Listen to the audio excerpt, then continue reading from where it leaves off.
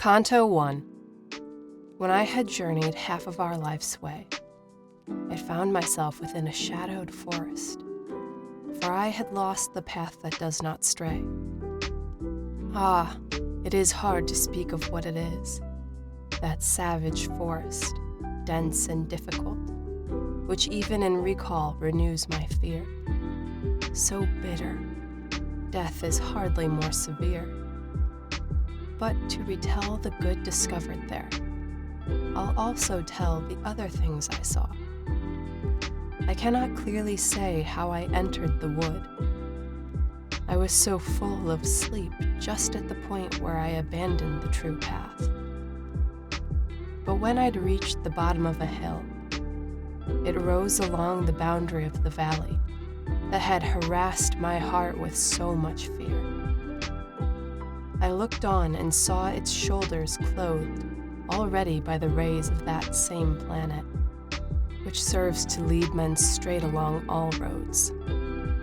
At this, my fear was somewhat quieted, for through the night of sorrow I had spent, the lake within my heart felt terror present. And just as he who with exhausted breath, having escaped from sea to shore, turns back to watch the dangerous waters he has quit, so did my spirit, still a fugitive, turn back to look intently at the pass that never has let any man survive. I let my tired body rest a while. Moving again, I tried the lonely slope, my firm foot always the one below. And almost where the hillside starts to rise, look there, a leopard, very quick and lithe, a leopard covered with a spotted hide. He did not disappear from sight, but stayed. Indeed, he so impeded my ascent that I had often to turn back again. The time was the beginning of the morning. The sun was rising now in fellowship with the same stars that had escorted it, when divine love first moved those things of beauty, so that the hour and the gentle season gave me good cause for hopefulness on seeing that beast before me with his speckled skin. But hope was hardly able to prevent the fear I felt when I beheld a lion, his head held high and ravenous with hunger. Even the air around him seemed to shudder. This lion seemed to make his way against me. A she-wolf showed herself. She seemed to carry every craving in her leanness. She had already brought despair to many. The very sight of her so weighted me with fearfulness that I abandoned hope of ever climbing up that mountain slope. Even as he who glories while he gains will, when the time has come to tally loss, lament with every thought and turn despondent, so was I when I faced that restless beast, which, even as she stalked me, step by step, had thrust me back to where the sun is speechless. While I retreated down to lower ground, before my eyes there suddenly appeared one who seemed to faint because of the long silence. When I saw him in that vast wilderness, "Have pity on me," were the words I cried. "Whatever you may be, a shade, a man," he answered me. "Not man. I once was man." Both of my parents came from Lombardy, and both claimed Mantua as native city. And I was born, though late, sub Julio, and lived in Rome under the good Augustus, the season of the false and lying gods. I was a poet, and I sang the righteous son of Anchises, who had come from Troy when flames destroyed the pride of Ilium. But why do you return to wretchedness? Why not climb up the mountain of delight, the origin and cause of every joy? And are you then that Virgil, you the fountain that freely pours so rich a stream of speech? I answered him with shame upon my brow.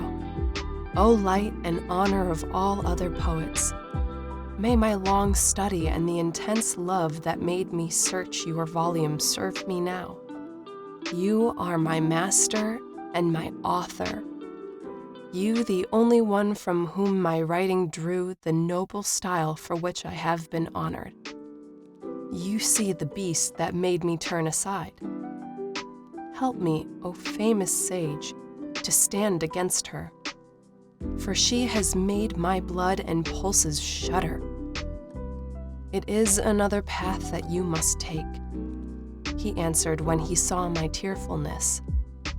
If you would leave this savage wilderness, the beast that is the cause of your outcry allows no man to pass along her track, but blocks him even to the point of death. Her nature is so squalid, so malicious, that she can never sate her greedy will. When she has fed, she's hungrier than ever. She mates with many living souls, and shall yet mate with many more, until the greyhound arrives, inflicting painful death on her. That hound will never feed on land or pewter, but find his fare in wisdom, love, and virtue. His place of birth shall be between two felts. He will restore low-lying Italy, for which the maid Camilla died of wounds, and Nissus, Turnus, and Euryalus. And he will hunt that beast through every city until he thrusts her back again to hell, from which she was first sent above by envy. Therefore, I think and judge it best for you to follow me, and I shall guide you, taking you from this place through an eternal place, where you shall hear the howls of desperation and see the ancient spirits in their pain, as each of them laments his second death. And you shall see those souls who are content within the fire, for they hope to reach, whenever that may be, the blessed people. If you would then ascend as high as these, a soul more worthy than I am will guide you. I'll leave you in her care when I depart, because that emperor who reigns above, since I have been rebellious to his law, will not allow me entry to his city. He governs everywhere, but rules from there. There is his city, his high capital. Oh, happy those he chooses to be there.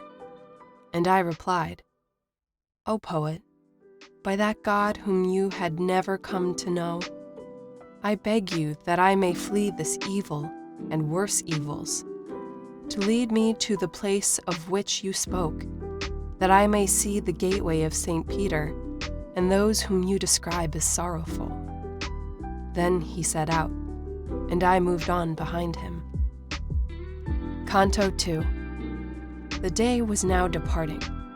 The dark air released the living beings of the earth from work and weariness, and I myself alone prepared to undergo the battle both of the journeying and of the pity, which memory, mistaking not, shall show.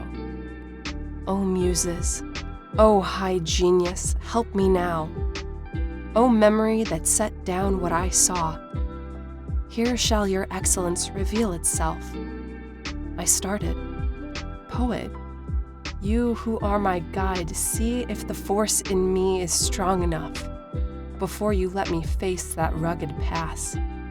You say that he who fathered Silvius, while he was still corruptible, had journeyed into the deathless world with his live body. For if the enemy of every evil was courteous to him, considering all he would cause, and who and what he was, that does not seem incomprehensible, since in the Empyrean heaven he was chosen to father honored Rome and her empire. And if the truth be told, Rome and her realm were destined to become the sacred place, the seat of the successor of great Peter, and through the journey you ascribe to him, he came to learn of things that were to bring his victory, and, too, the papal mantle. Later the chosen vessel traveled there, to bring us back assurance of that faith, with which the way to our salvation starts. But why should I go there? Who sanctions it? For I am not Aeneas. I'm not Paul. Nor I nor others think myself so worthy.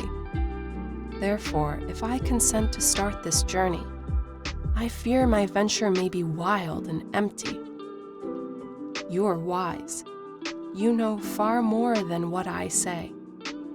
And just as he who unwills what he wills, and shifts what he intends to seek new ends, so that he's drawn from what he had begun, so was I in the midst of that dark land, because with all my thinking, I annulled the task I had so quickly undertaken. If I have understood what you have said, replied the shade of that great-hearted one, your soul has been assailed by cowardice, which often weighs so heavily on a man, distracting him from honorable trials, as phantoms frighten beasts when shadows fall. That you may be delivered from this fear, I'll tell you why I came and what I heard when I first felt compassion for your pain. I was among those souls who are suspended. A lady called to me, so blessed, so lovely, that I implored to serve at her command. Her eyes surpassed the splendor of the stars, and she began to speak to me, so gently and softly, with angelic voice. She said, O spirit of the courteous Mantuan, whose fame is still a presence in the world, and shall endure as long as the world lasts. My friend, who has not been the friend of fortune, is hindered in his path along that lonely hillside. He has been turned aside by terror. From all that I have heard of him in heaven, he is, I fear, already so astray, that I have come to help him much too late. Go now, with your persuasive word, with all that is required to see that he escapes, bring help to him, that I may be consoled. For I am Beatrice who send you on. I come from where I most long to return. Love prompted me, that love which makes me speak. When once again I stand before my Lord, then I shall often let him hear your praises. Now Beatrice was silent. I began. O Lady of Virtue, the sole reason why the human race surpasses all that lies beneath the heaven with the smallest spheres. So welcome is your wish that even if it were already done, it would seem tardy. All you need do is let me know your will. But tell me why you have not been more prudent, descending to this center, moving from that spacious place where you long to return. Because you want to fathom things so deeply, I now shall tell you promptly, she replied. Why am I not afraid to enter here? One ought to be afraid of nothing other than things possessed of power to do us harm. But things innocuous need not be feared. God, in his graciousness, has made me so that this, your misery, cannot touch me. I can withstand the fires flaming here. In heaven there's a gentle lady, one who weeps for the distress toward which I send you, so that stern judgment up above is shattered. And it was she who called upon Lucia, requesting of her, now your faithful one has need of you, and I commend him to you. Lucia, enemy of every cruelty, arose and made her way to where I was, sitting beside the venerable Rachel. She said, You, Beatrice, true praise of God, why have you not helped him who loved you so that, for your sake, he's left the vulgar crowd? Do you not hear the anguish in his cry? Do you not see the death he wars against upon that river, ruthless as the sea? No one within this world has ever been so quick to seek his good or flee his harm as I. When she had finished speaking thus, to come below, down from my blessed station, I trusted in your honest utterance, which honors you and those who've listened to you. When she had finished with her words to me, she turned aside her gleaming, tearful eyes, which only made me hurry all the more. And just as she had wished, I came to you. I snatched you from the path of the fierce beast that barred the shortest way up the fair mountain. What is it then? Why do you resist? Why does your heart host so much cowardice? Where are your daring and your openness, as long as there are 3 such blessed women concerned for you within the court of heaven, and my words promise you so great a good? As little flowers, which the chill of night has bent and huddled, when the white sun strikes, grow straight and open fully on their stems, so did I, too, with my exhausted force. And such warm daring rushed into my heart that I, as one who had been freed, began.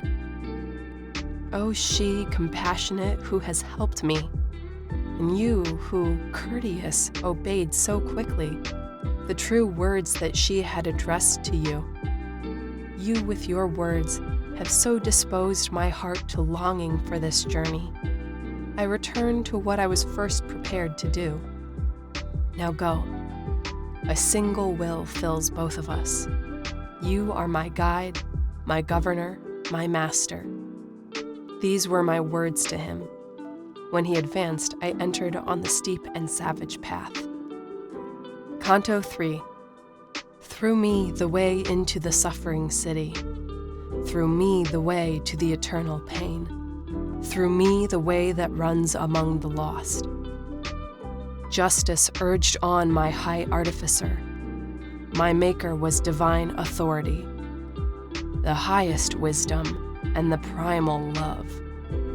Before me nothing but eternal things were made, and I endure eternally. Abandon every hope who enter here. These words, their aspect was obscure, I read inscribed above a gateway, and I said, Master, their meaning is difficult to me, and he to me, as one who comprehends. Here one must leave behind all hesitation. Here every cowardice must meet its death, for we have reached the place of which I spoke, where you will see the miserable people, those who have lost the good of the intellect. And when with gladness in his face he placed his hand upon my own, to comfort me, he drew me in among the hidden things.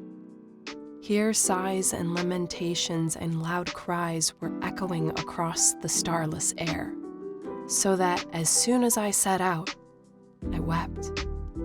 Strange utterances, horrible pronouncements, accents of anger, words of suffering, and voices shrill and faint, and beating hands, all went to make a tumult that will whirl forever through that turbid, timeless air, like sand that eddies when a whirlwind swirls. And I, my head oppressed by horror, said, Master, what is it that I hear? Who are those people so defeated by their pain? And he to me, this miserable way is taken by the sorry souls of those who lived without disgrace and without praise.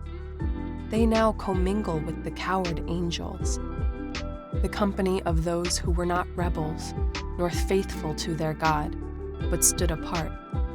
The heavens, that their beauty not be lessened, have cast them out, nor will deep hell receive them. Even the wicked cannot glory in them. And I, what is it, Master, that oppresses these souls, compelling them to wail so loud? He answered, I shall tell you in few words.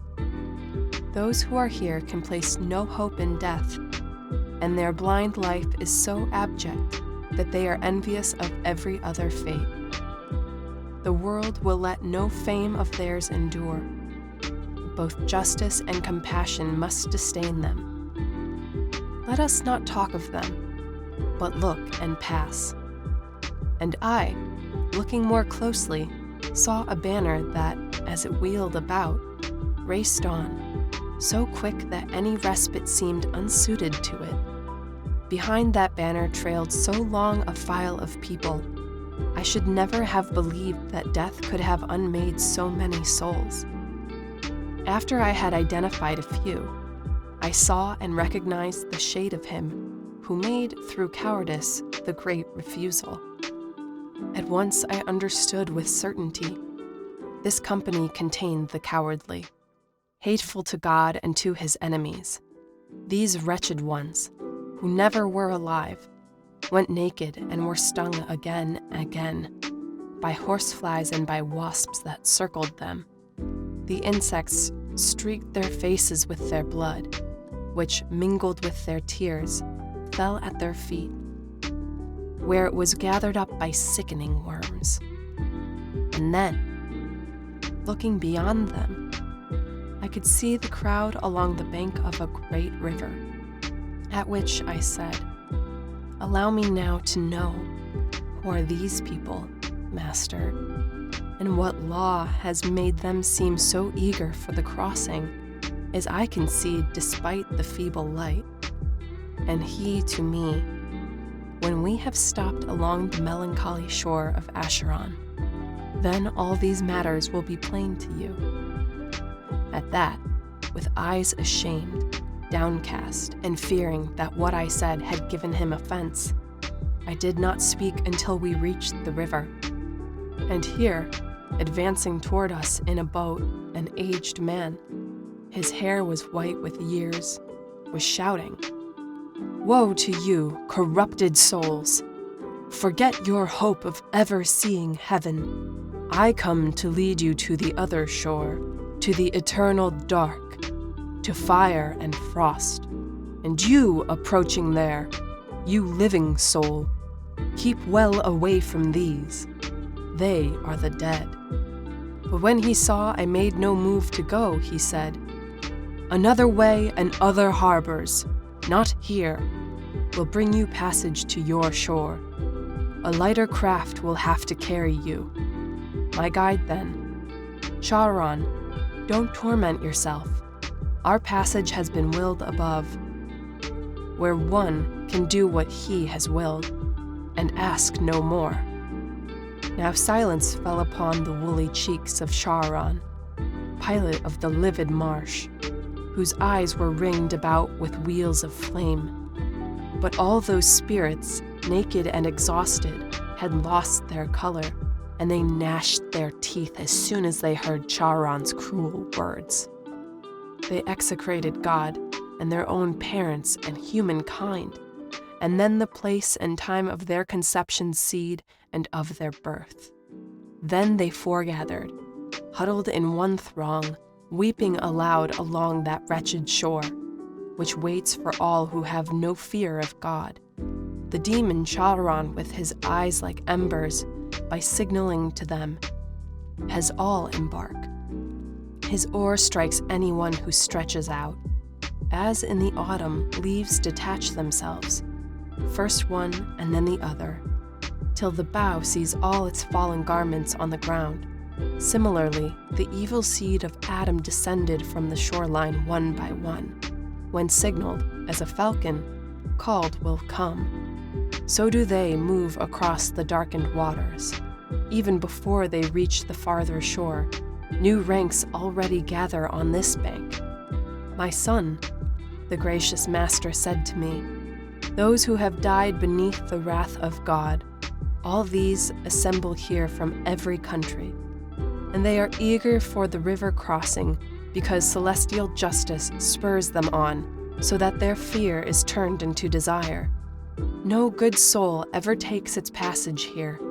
Therefore, if Charon has complained to you, by now you can be sure what his words mean. And after this was said, the darkened plain quaked so tremendously, the memory of terror then bathes me in sweat again.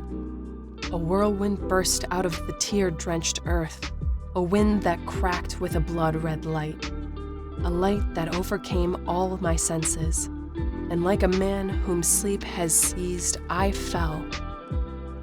Canto 4. The heavy sleep within my head was smashed by an enormous thunderclap, so that I started up as one whom force awakens. I stood erect and turned my rested eyes from side to side, and I stared steadily to learn what place it was surrounding me. In truth, I found myself upon the brink of an abyss, the melancholy valley containing thundering, unending wailings. That valley, dark and deep and filled with mist, is such that, though I gazed into its pit, I was unable to discern a thing. Let us descend into the blind world now, the poet, who was deathly pale, began. I shall go first, and you will follow me. But I, who'd seen the change in his complexion, said, how shall I go on if you are frightened, and you who have always helped dispel my doubts? And he to me, the anguish of the people whose place is here below has touched my face with the compassion you mistake for fear. Let us go on. The way that waits is long. So he set out, and so he had me enter on that first circle girdling the abyss. Here, for as much as hearing could discover, there was no outcry louder than the sighs that caused the everlasting air to tremble. The sighs arose from sorrow without torments out of the crowds, the many multitudes of infants and of women and of men. The kindly master said, do you not ask who are these spirits whom you see before you? I'd have you know before you go ahead, they did not sin, and yet, though they have merits, that's not enough, because they lacked baptism, the portal of the faith that you embrace. And if they lived before Christianity, they did not worship God in fitting ways. And of such spirits I myself am one. For these defects, and for no other evil, we now are lost and punished just with this. We have no hope, and yet we live in longing. Great sorrow seized my heart on hearing him, for I had seen some estimable men among the souls suspended in that limbo. Tell me, my master, tell me, Lord. I then began because I wanted to be certain of that belief which vanquishes all errors. Did any ever go, by his own merit or others, from this place toward blessedness? And he who understood my covert speech replied, I was new entered on this state, when I beheld a great lord enter here. The crown he wore, a sign of victory. He carried off the shade of our first father, of his son Abel, and the shade of Noah, of Moses, the obedient legislator, of Father Abraham, David the king, of Israel, his father and his sons, and Rachel, she for whom he worked so long, and many others, and he made them blessed. And I should have you know that, before them, there were no human souls that had been saved. We did not stay our steps, although he spoke. We still continued onward through the wood, I say, where many spirits thronged. Our path had not gone far beyond the point where I had slept, when I beheld a fire win out against a hemisphere of shadows. We still were at a little distance from it, but not so far I could not see in part that honorable men possessed that place. O you who honor art and science both, who are these souls whose dignity has kept their way of being separate from the rest? And he to me, the honor of their name, which echoes up above within your life, gains heaven's grace, and that advances them. Meanwhile, there was a voice that I could hear. Pay honor to the estimable poet. His shadow, which had left us, now returns. After that voice was done, when there was silence, I saw 4 giant shades approaching us. In aspect, they were neither sad nor joyous. My kindly master then began by saying, "Look well at him who holds that sword in hand, who moves before the other 3 as Lord. That shade is Homer, the consummate poet. The other one is Horace, satirist. The third is Ovid, and the last is Lucan. Because each of these spirits shares with me the name called out before the lone voice, they welcome me, and doing that, do well. And so I saw that splendid school assembled, led by the Lord of Song incomparable, who like an eagle soars above the rest. Soon after they had talked a while together, they turned to me, saluting cordially. And having witnessed this, my master smiled, and even greater honor than was mine, for they invited me to join their ranks. I was the 6th among such intellects. So did we move along and toward the light, talking of things about which silence here is just as seemly as our speech was there. We reached the base of an exalted castle, encircled 7 times by towering walls, defended all around by a fair stream. We forded this as if upon hard ground. I entered 7 portals with these sages. We reached a meadow of green flowering plants. The people here had eyes both grave and slow. Their features carried great authority. They spoke infrequently, with gentle voices. We drew aside to one part of the meadow, an open place both high and filled with light, and we could see all those who were assembled. Facing me there, on the enameled green, great-hearted souls were shown to me, and I still glory in my having witnessed them. I saw Electra with her many comrades, among whom I knew Hector and Aeneas, and Caesar in his armor falcon-eyed. I saw Camilla and Penthesilea, and on the other side saw King Latinus, who sat beside Lavinia, his daughter. I saw that Brutus who drove Tarquin out, Lucretia, Julia, Marcia, and Cornelia, and solitary, set apart, Saladin. When I had raised my eyes a little higher, I saw the master of the men who know, seated in philosophic family. There all look up to him, all do honor him. There I beheld both Socrates and Plato. Closest to him, in front of all the rest, Democritus, who ascribes the world to chance, Diogenes, Empedocles and Zeno, and Thales, Anaxagoras, Heraclitus. I saw the good collector of medicinals, Dioscorides, and I saw Orpheus and Tully, Linus, moral Seneca, and Euclid the geometer, and Ptolemy, Hippocrates and Galen, Avicenna, Averroes of the great commentary. I cannot here describe them all in full. My ample theme impels me onwards, so what's told is often less than the event. The company of 6 divides in 2. My knowing guide leads me another way, beyond the quiet, into trembling air, and I have reached a part where no thing gleams.